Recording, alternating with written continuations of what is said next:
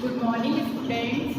आज हम class 8 subject science chapter first crop protection and management chapter start करेंगे। तो चैप्टर स्टार्ट करने से पहले मैं आपको अपना इंट्रो दे देती हूँ। मैं मुस्कान, आपकी न्यू साइंस टीचर, आज से आपको साइंस पढ़ाऊँगी। तो सबसे पहले हम चैप्टर फर्स्ट से स्टार्ट करेंगे। Chapter first crop protection and management. इस चैप्टर में हम पढ़ेंगे कि क्रॉप का प्रोटेक्शन कैसे होता है।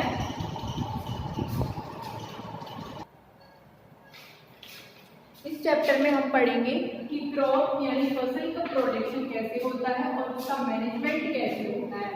तो सबसे पहले हम लोगों ने सीखा था कि हम सभी लिविंग ऑर्गेनिजम्स को फूड की रिक्वायरमेंट होती है, क्योंकि सबको जिंदा रहने के लिए किसी न किसी फॉर्म में फूड चाहिए। बिना फूड के और बिना वाटर के हम लोग नहीं रह पाएंगे। Plants can make their food themselves. Plants जो होते हैं वो अपना खुद का फूड खुद बनाते हैं। मैंने आपको पिछले चैप्टर्स में पढ़ाया भी था कि कैसे प्लांट्स अपना फूड खुद बनाते हैं। Can you recall how green plant synthesize their own food. क्या आपको याद है कि ग्रीन प्लांट्स जो होते हैं वो कैसे अपना फूड बनाते हैं? लास्ट क्लास में आपने पढ़ा होगा कि कैसे प्लांट जो है अपना खुद का फूड खुद बनाते हैं। मैंने आपको बताया भी था कि कैसे प्लांट अपना ग्रीन प्लांट जो होते हैं वो सिंथेसिस करते हैं, संश्लेषण करते हैं खुद के फूड का। तो जो ग्रीन प्लांट्स होते हैं उनमें क्या होता है, उनके अंदर एक वर्णक होता है जिसको क्या बोलते हैं, क्लोरोफिल। क्लोरोफिल का संश्लेषण कहाँ पे होता है? उनकी पत्तियों में होता है। ठीक है, तो ये जो क्लोरोफिल होता है सनलाइट की प्रेजेंस में कार्बन डाइऑक्साइड और वाटर के मॉलिक्यूल मिलकर क्या बनाते हैं, वो निर्माण करते हैं ग्लूकोज का। तो उस फॉर्म में क्या होता है, उनका जो फूड होता है स्टोर होता है कार्बोहाइड्रेट की फॉर्म में। ठीक है, तो ग्रीन प्लांट्स इस तरीके से अपना खुद का फूड सिंथेसिस करते हैं। एनिमल्स अपना खुद का खाना कभी खुद नहीं बना पाते। तो एनिमल्स फूड कहाँ से प्राप्त करते हैं, एनिमल्स को फूड कहाँ से मिलता है और वो कहाँ से एनर्जी लेते हैं? तो सबसे पहले हमको ये पता होना चाहिए कि हम खाना खाते क्यों हैं, आगे हमें खाने की ज़रूरत क्यों पड़ती है, या फिर हमें फूड पे क्यों डिपेंड रहना पड़ता है। अपनी लाइफ के लिए, अपनी ज़िंदगी जीने के लिए हम फूड पे क्यों डिपेंड हैं? देखिए क्या होता है कि फूड से हमको क्या मिलती है, एनर्जी मिलती है।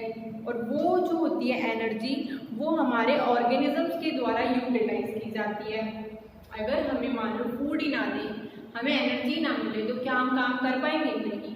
तो इसी तरीके से क्या होता है कि अगर हमें एनर्जी चाहिए, अपनी बॉडी को चलाना है, अपनी जो बॉडी के फंक्शंस हैं उनको चालू रखना है, तो उसके लिए हमें क्या चाहिए, फूड चाहिए, क्योंकि हमें फूड से एनर्जी मिलेगी। और हमारे ऑर्गेनिजम्स के द्वारा ये एनर्जी क्या होती है, यूटिलाइज की जाती है। और जैसे कि हमारे जो जितने भी काम होते हैं उन काम को करने के लिए हमें एनर्जी चाहिए होती है। मान लो चलना है, दौड़ना है, खेलना है, पढ़ना है, लिखना है, कूदना है, खेलना है, जितनी भी एक्टिविटीज़ करते हैं, अलग अलग एक्टिविटीज़ के लिए क्या हमें एनर्जी चाहिए होती है। विदाउट एनर्जी हम कोई काम नहीं कर पाएंगे। तो इसीलिए अपने आप को एक्टिव रखने के लिए, एनर्जी के लिए हमें क्या चाहिए होता है, अपनी बॉडी को फूड देना पड़ता है। फूड से हमें क्या मिलती है, एनर्जी मिलती है। और जो ये एनर्जी होती है, ये एनर्जी हमारी बॉडी के फंक्शंस में काम आती है, like digestion, respiration, excretion. Digestion यानी पाचन में भी काम आएगी, रेस्पिरेशन और एक्सक्रीशन में भी काम आती है। We get our food from plants और एनिमल्स। हमें फूड कहाँ से मिलता है, प्लांट्स और एनिमल्स से मिलता है। फूड कहाँ से मिलता है हमको, एनिमल से और प्लांट से, और बोथ।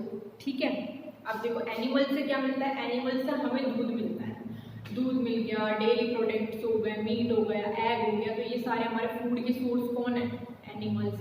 और प्लांट से जितनी भी ग्रीन वेजिटेबल्स हम लोग खा रहे हैं अपने फूड के लिए, काफ़ी सारे फूड इंग्रेडिएंट्स हो गए, मसाले हो गए, वो कहाँ से ले रहे हैं हम, प्लांट से।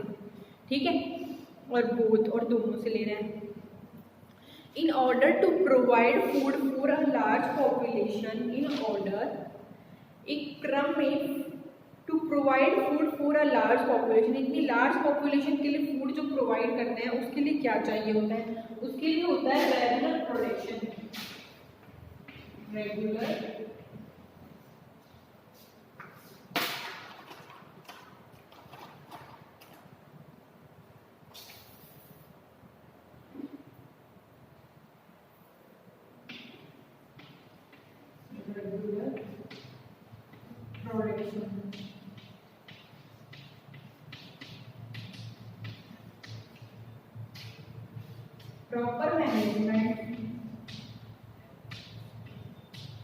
proper management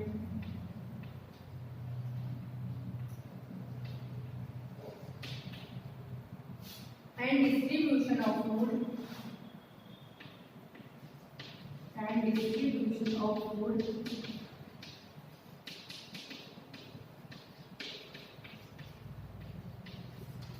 is necessary.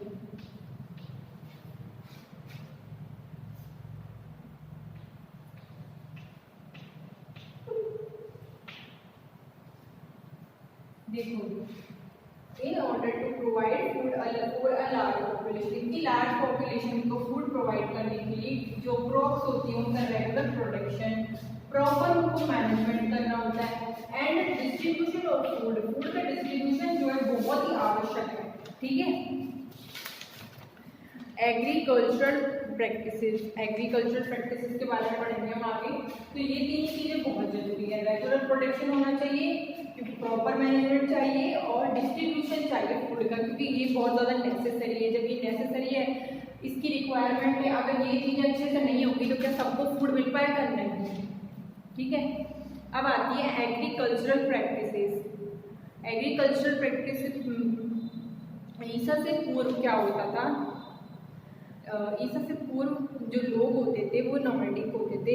They were wandering in groups. वो क्या होता था? इधर उधर घूमते थे। उनको क्या भोजन नहीं मिल पाता था, भोजन की तलाश में इधर से उधर लोग घूमते रहते थे।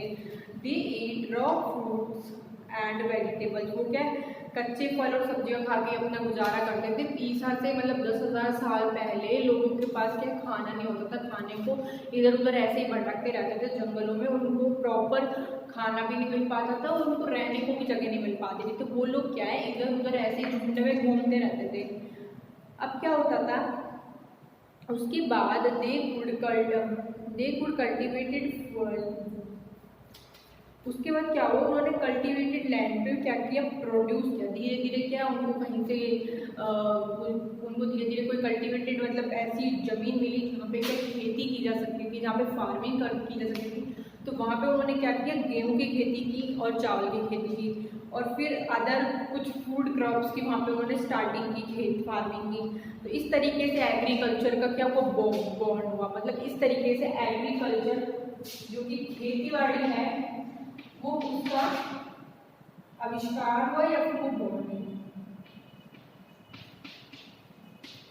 एग्रीकल्चर की बॉर्न कैसे हुई कि पहले के जो लोग थे उनको नहीं पता था कि कहाँ उनको खाना मिलेगा, कैसे रहने को मिलेगा। वो झुंड में घूमते थे, लेकिन घूमते घूमते अचानक से एक उनको क्या ऐसी धरती ऐसी लैंड मिली जो कि कल्टिवेटेड थी, उपजाऊ थी। और वहाँ पे उन्होंने क्या किया? वहाँ पे उन्होंने चावल की जो खेती थी की और उन्होंने क्या किया? गेहूं की खेती करना स्टार्ट की।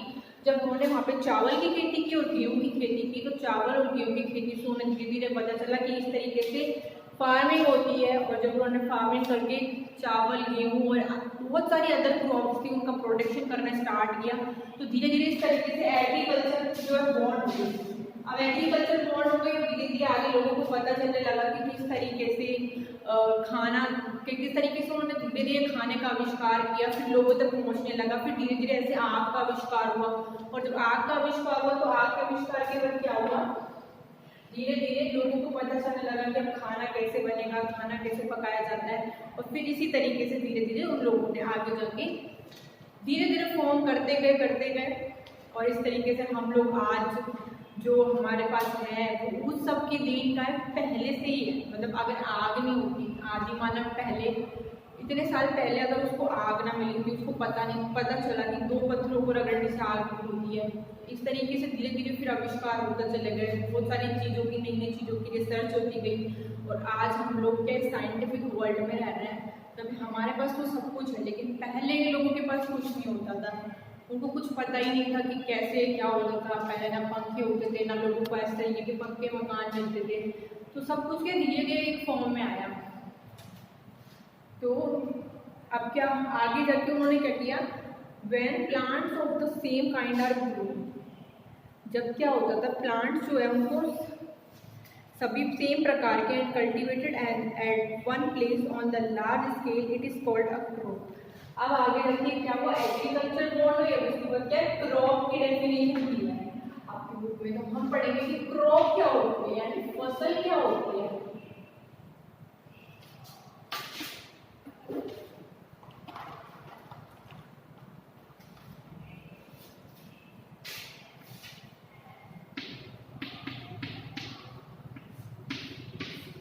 When plants of the same kind are grown and cultivated at one place on a large scale, it is called a crop.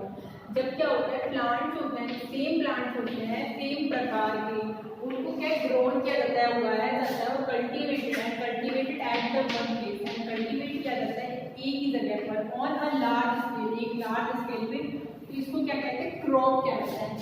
For example, crop of wheat means that all the plants grown in a field are that of wheat. Crop of wheat मतलब जो फसल होती है किसकी, गेहूं की, उसका मतलब ये कि all the plants, सारे जो plants हैं वो grown होते हैं एक ही जगह पे in a field. एक ही फील्ड में क्या है, सारे plants किसके लगे हुए, wheat के, तो वो क्या होता है, wheat की crop हो गई. तो मैंने आपको crop की डेफिनेशन बताई है यहाँ पे. When plants of the same kind are grown and cultivated at one place on a large scale. जब क्या होता है, प्लांट सेम काइंड के एक ही जगह पे ग्रो कर रहे हैं, कल्टीवेटेड हो रहे हैं, उग रहे हैं एट वन प्लेस, एक ही जगह पर बहुत ही लार्ज स्केल पे, उसे क्या कहते हैं, क्रॉप कहते हैं. तो अगर कोई क्रॉप की डेफिनेशन आपके एग्जाम में आती है तो आप ये लिख क्या होगी. एग्जाम्पल के लिए हमने क्रॉप का एक एग्जाम्पल लिए, वीट की crop. Crop of wheat means that all the plants grown in a field are that of wheat. मतलब wheat की जो crop है उसका मतलब ये है कि all the plants, जो सारे प्लांट ग्रो करेंगे फील्ड में, किसके करेंगे, wheat के, तो वो क्या बनेंगे, wheat की crop.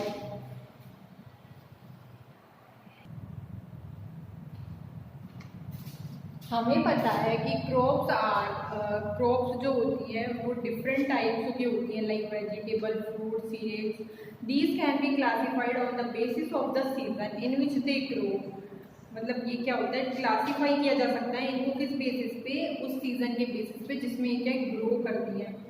ठीक है. India is a vast country. India क्या है, बहुत बड़ा कंट्री है. The climatic conditions like temperature, humidity and rainfall vary from one region to another. There is a rich variety of crops grown in a different part of the country.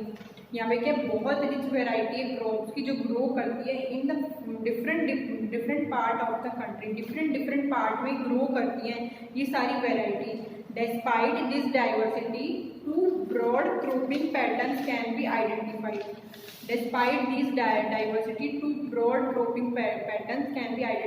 These are kharif crops and rabi crops. इन सबको छोड़ करके दो broad cropping pattern जो है जिनको identify किया गया वो ये है, पहला खरीफ क्रॉप और दूसरा रबी.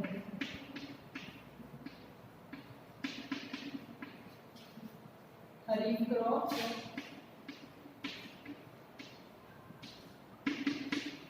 और दूसरा है रबी क्रॉप.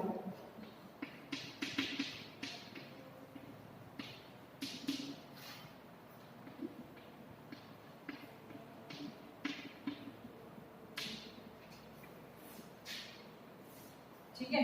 खरीफ की क्रॉप क्या होती है, the crop which are sown in the rainy season, जिनको क्या बोया जाता है कब, रेनी सीजन में, are called kharif crop. Kharif crop की डेफिनेशन अगर हम पढ़ेंगे तो क्या है, the crop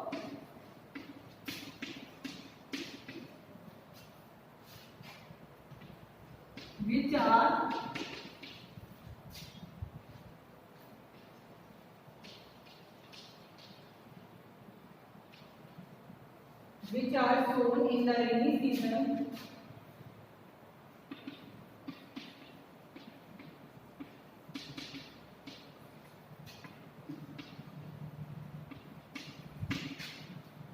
are called kharif crop.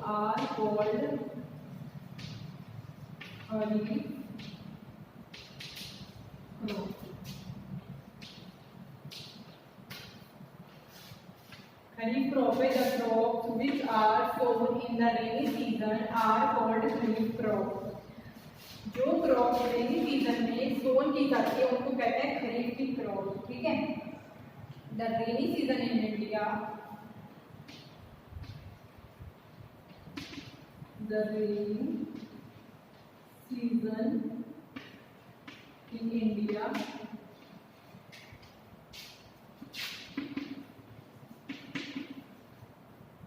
is generally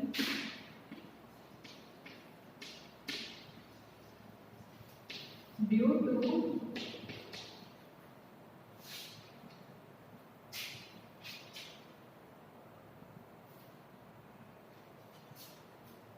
June to September.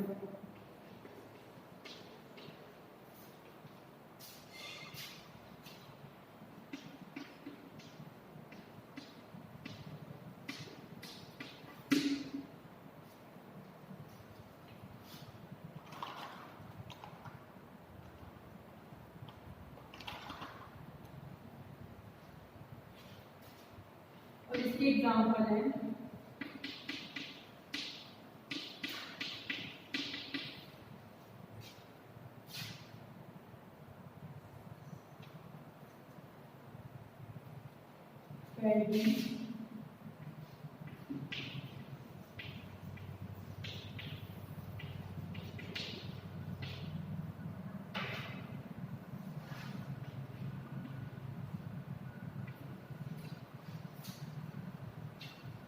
Soybean,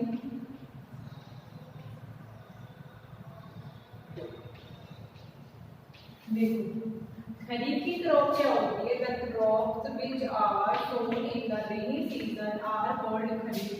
जिनको क्या है रेनी सीजन में बोया जाता है, सोन किया जाता है, उनको कहते हैं खरीफ की क्रॉप। जो रेनी सीजन होता है इंडिया में वो जनवरी होता है, जून से लेकर सितंबर तक। इसके एग्जाम्पल है मेज, सोयाबीन, ग्राउंडनट, कॉटन, ये सारी क्या खरीफ की क्रॉप्स हैं।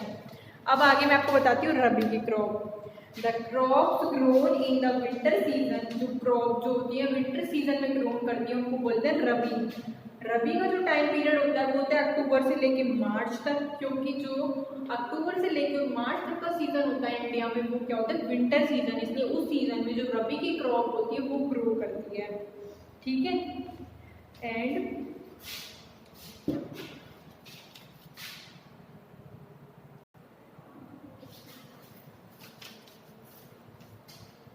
रबी की क्रॉप क्या है? The crop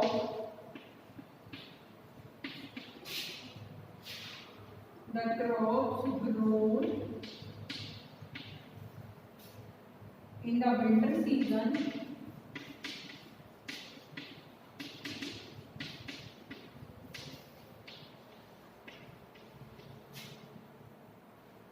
are called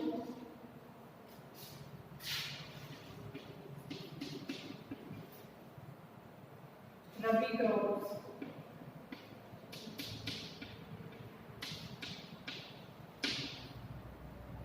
There are the periods. अब ये जो होती है इसका पीरियड टाइम क्या होता है ग्रो करने का? इसका होता है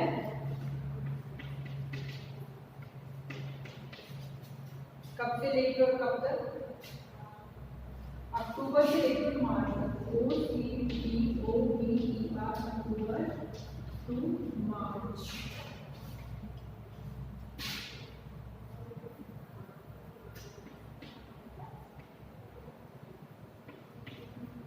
ठीक है। एग्जाम्पल है रबी की क्रॉप के wheat, gram, P, mustard and example of rabi crop.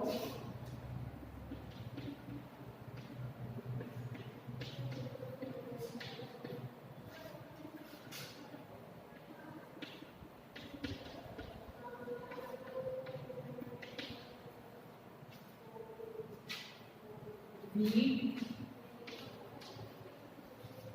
Gram, P,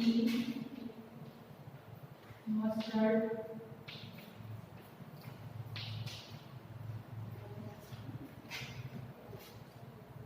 and